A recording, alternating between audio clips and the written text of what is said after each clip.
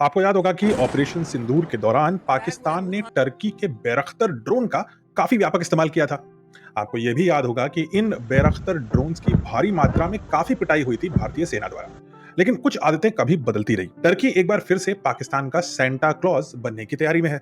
इस बार टर्की कान KAAN नाम का फिफ्थ जनरेशन फाइटर जेट बेचने की तैयारी में जुट गया है। इंडोनेशिया को 48 ऐसे जेट्स और इजिप्ट से एक डील पक्की करी है। साथ ही साथ ऑफ कोर्स पाकिस्तान के साथ तो को प्रोडक्शन की तैयारी है। टर्की का दावा है कि उसने इंडोनेशिया को 48 कान जेट्स बेचने का सौदा कर लिया है और इसकी जो वॉल्यूम है वो लगभग 10 बिलियन यानी 10 अरब डॉलर है, यानी लगभग 83,000 करोड़ रुपए। अब टर्की के इतिहास में ये उनकी सबसे बड़ी डिफेंस एक्सपोर्ट डील है और कम से कम टर्की के प्रेस रिलीज तो ऐसा ही कह रही है। टर्की ये भी कह रहा है कि ये सिर्फ सौदा नहीं है, टेक्नोलॉजी है, दोस्ती है, भाईचारा है और भविष्य की साझेदारी है। लेकिन इस डील के बारे में कुछ जानना आवश्यक है।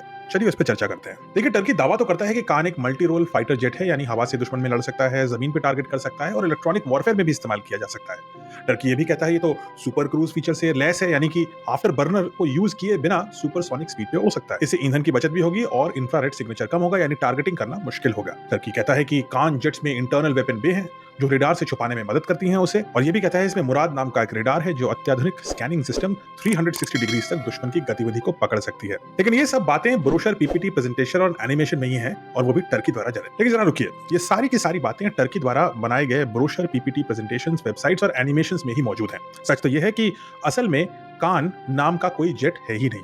कान के सिर्फ 3 प्रोटोटाइप यूनिट्स अब तक बनी है। इनफैक्ट इसकी पहली टेस्ट फ्लाइट 2024 में, महज 1 साल पहले हुई है और कुछ ही पैरामीटर्स टेस्ट हो पाए हैं। टर्की का दावा है कि इसका जो प्रोडक्शन है वो 2028 में शुरू होगा, जो मुश्किल लगता है।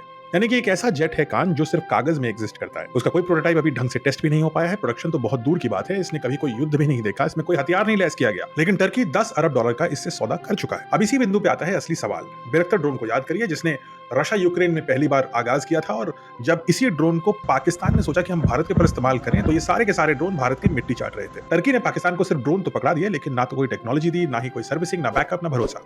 और अब वही टर्की एक untested self claimed fifth generation jet जो कागज पे एग्जिस्ट करता है, जिसका कोई रिकॉर्ड नहीं है, उसे बेचना शुरू करता है। और कुछ लोग पाकिस्तान, इंडोनेशिया और इजिप्ट उसे खरीद भी लेते हैं। और इस जेट का एक पहिया भी नहीं मिला है, लेकिन अपने आप को डिफेंस सुपर पावर कहना शुरू भी कर दिया है। मुझे नहीं लगता ये कोई बहुत समझदार एक्शन है। ये सिर्फ एक शानदार एनिमेशन वीडियो और मॉडलों के दम पर बनाया गया और युद्ध में अनटेस्टेड टेक्नोलॉजी पर अरबों डॉलर को खर्च करने का बहाना है। यह भी संभव है कि इन देशों में इस जेट को खरीदने के पीछे करप्शन का बहुत बड़ा हाथ हो। सवाल बड़ा है, क्या कोई देश जेट सिर्फ इसलिए खरीदे क्योंकि उसका नाम विदेशी लगता है और पेपर पे उसका क्लेम अच्छा लगता है? एक बार फिर से टर्की ने 3 इस्लामिक देशों को एक महंगा झुंझुना थमा दिया है, जिसकी आवाज आने में अभी कम से कम 1 दशक बाकी है, अगर खिलौना टूट नहीं गया तो।